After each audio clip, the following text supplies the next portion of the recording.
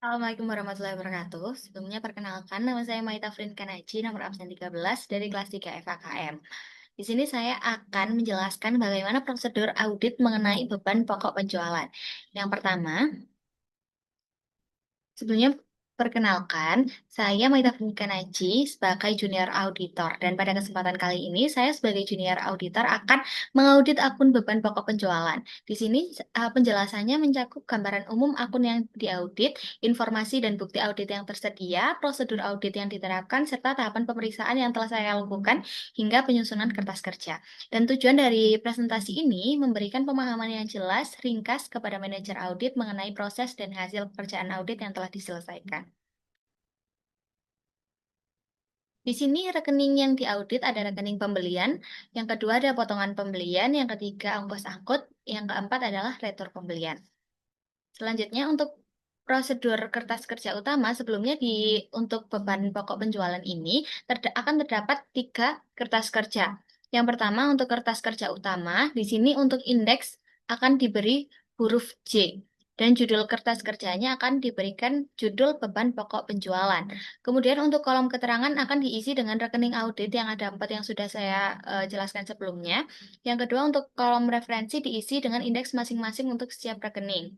Untuk kolom saldo per buku dan saldo tahun lalu diisi dari saldo buku besar dan net adjustment dan saldo audit diisi dari hasil audit kertas-kertas kerja pendukung yang diperoleh dari pendukung J1 hingga J2.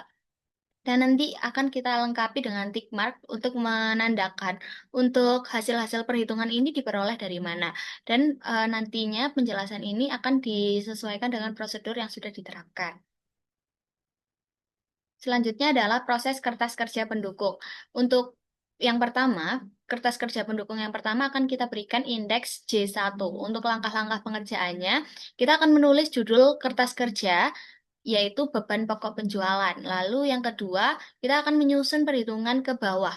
Mulai dari beban pokok penjualan dengan komponen yang terdapat persediaan barang dagang awal, pembelian, ongkos angkut, potongan pembelian, retur pembelian, dan persediaan barang dagang akhir.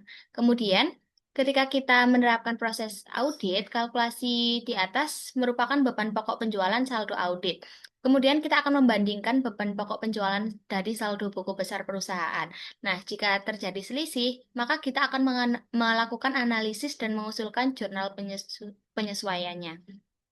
Yang keempat, kita akan melengkapi tick mark dan penjelasan sesuai prosedur yang telah diterapkan.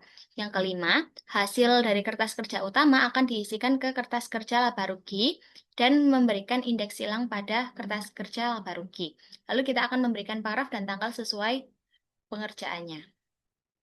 Kemudian untuk kertas kerja pendukung yang kedua akan kita berikan judul pembelian bersih. Kemudian untuk indeksnya kita sesuaikan dengan pedoman yaitu J2 dan kita akan melengkapi rincian pembelian bersih dengan ketentuan sebagai berikut. Yang pertama, untuk kolom bulan kita lengkapi dari Januari hingga Desember. Untuk yang kedua, pembelian kredit akan diperiksa dari jurnal pembelian. Untuk pembelian tunai dan potongan pembelian akan diperiksa dari jurnal pengeluaran kas. Untuk kolom retur pembelian akan kita periksa dari data dukung laporan keuangan. Lalu kita akan melakukan kalkulasi dari semua kolom untuk menentukan pembelian bersih. Nah, kita juga akan melengkapi tick mark agar kita tahu untuk hasil perhitungan ini kita peroleh dari mana atau hasil angka ini kita dapat dari dokumen apa. Nah, penjumlahan-penjumlahan ini akan kita tetapkan sebagai saldo audit. Kemudian sama seperti proses sebelumnya, kita akan membandingkan dengan saldo buku masing-masing. Nah, jika ada selisih, kita akan melakukan analisis dan kita bisa usulkan jurnal penyesuaiannya. Kemudian selanjutnya ini adalah informasi yang tersedia. Terdapat temuan audit saldo buku besar pada periode akhir 31 Desember adalah untuk pembelian untuk nominalnya di sini untuk tahun 2021 ini berarti saldo yang sudah diaudit pada tahun sebelumnya. Sedangkan untuk tahun 2022 ini merupakan saldo yang belum diaudit. Di sini sudah terdapat untuk kode rekeningnya 511, 512, 513, dan 514 pada nama rekening pembelian, ongkos angkut, potongan pembelian, dan retur pembelian. Untuk kode rekening ini akan kita masukkan kepada referensi dan indeks. Nah, kemudian audit beban pokok penjualan ini, kita akan menekankan pada pengujian transaksi. Yang pertama, pembelian tunai diperluas dari transaksi pembelian tunai dan pengeluaran kas. Yang kedua, pembelian kredit diperluas dari transaksi pembelian kredit dan transaksi penambahan utang usaha. Yang ketiga adalah ongkos angkut. Audit ini dikaitkan dengan transaksi pembelian tunai dan pembelian kredit. Yang keempat, potongan pembelian yang diaudit dari transaksi pembelian tunai dan pembelian kredit yang dilunasi dalam periode potongan. Dan yang terakhir adalah retur pembelian. Audit dari transaksi-transaksi retur pembelian tunai dan pembelian kredit. Selanjutnya, bukti-bukti yang diperlukan atau dokumen-dokumen yang kita perlukan adalah yang pertama adalah jurnal pembelian, lalu yang kedua jurnal kas keluar, dan yang ketiga adalah data dukung beban-beban.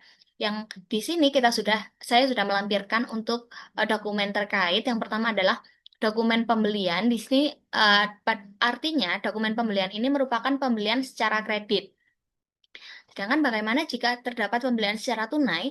Jika ada pembelian secara tunai, maka kita akan melihat dari dokumen jurnal kas keluar, yang mana di sini sudah ada pada kolom debit, di sini ada pembelian secara tunai. Lalu ada di sini di kredit juga yang akan kita gunakan adalah potongan pembelian. Selanjutnya adalah data dukung beban-beban. Untuk kali ini kita akan menggunakan dari rincian retur pembelian. Dan ada rincian ongkos angkut. Di sini kita cek untuk prosedur pengerjaan dari kertas kerja utama. Dari penjelasan saya sebelumnya sudah saya jelaskan bahwa di kertas kerja utama ini kita berikan indeks J. Lalu untuk judulnya ada beban pokok penjualan. Lalu di sini untuk tanggalnya kita berikan tanggal 31 Desember 2022. Di sini untuk keterangannya ada akun-akun yang akan kita audit, ada pembelian, ongkos angkut, potongan pembelian, dan retur pembelian. Sedangkan untuk referensinya, kita ambil dari informasi sebelumnya. Pada informasi yang tersedia di sini ada kode rekeningnya di sini. Lalu kita tuliskan pada referensi. Lalu di sini ada saldo per buku. Saldo per buku ini kita peroleh dari saldo buku besar pada tahun 2022. Sedangkan untuk saldo tahun lalu ini kita peroleh dari saldo buku besar tahun 2021. Untuk saldo per audit ini akan kita lakukan perhitungan pada bagian selanjutnya. Nah, selanjutnya di sini ada prosedur audit kertas kerja yang kedua. Mohon maaf, ini seharusnya untuk judulnya prosedur audit kertas kerja pendukung, bukan audit kertas kerja utama. Lalu untuk indeksnya akan kita tuliskan sesuai instruksi yaitu J1. Di sini kita berikan judul beban pokok penjualan. Lalu untuk persediaan barang dagang awal kita catatkan untuk nominalnya. Lalu untuk pembelian, ongkos angkut, potongan pembelian, dan retur pembelian ini juga kita akan tuliskan untuk nominalnya. Nah, di sini kita bisa lihat bahwa adanya tanda dalam kurung ya pada potongan pembelian dan retur pembelian, yang artinya pada pembelian nantinya akan ditambah dengan ongkos angkut, lalu dikurangi dengan potongan pembelian dan retur pembelian. Untuk selanjutnya di sini untuk jumlahnya adalah pembelian bersih. Nah, kita dapat dari mana untuk pembelian ongkos angkut, potongan pembelian, dan retur pembelian? Kita dapatkan dari data-data yang sudah saya jelaskan sebelumnya. Bisa dari jurnal penerimaan kas, mohon maaf, dari jurnal pengeluaran kas, lalu ada dari jurnal pembelian, dan data-data dukung beban-beban. Lalu di sini ada persediaan siap jual. Ini dari jumlah pembelian bersih ditambah dengan persediaan barang dagang awal. Dan persediaan barang dagang akhir ini nantinya akan mengurangi dari persediaan yang sudah siap dijual. Yang artinya beban pokok penjualan yang sudah diaudit, yaitu nominalnya di 1.141.111.565. Dan di sini beban pokok penjualan pada buku besar ini di 1.141.140.165 rupiah, yang artinya di sini terdapat selisih. Di sini terdapat selisih sebesar 1.110.500. Namun di sini kita sebenarnya sudah tidak perlu melakukan jurnal penyesuaian. Karena pada persediaan ini sudah dibuat jurnalnya pada bagian persediaan. Selanjutnya, di sini kita akan mengoreksi untuk jumlahnya. Untuk pembelian kredit, kita juga akan mengoreksi dari jurnal kas keluar. Lalu untuk pembelian tunai mohon maaf, untuk pembelian kredit akan kita cocokkan dengan jurnal pembelian. Di sini juga sudah terdapat tick mark yang centang. Ini kita cocokkan dengan keterangan tick mark, arti dari setiap tick mark. Dari sini ada centang, yaitu sesuai dengan jurnal pembelian. Lalu untuk pembelian tunai kita dapatkan dari data jurnal kas keluar.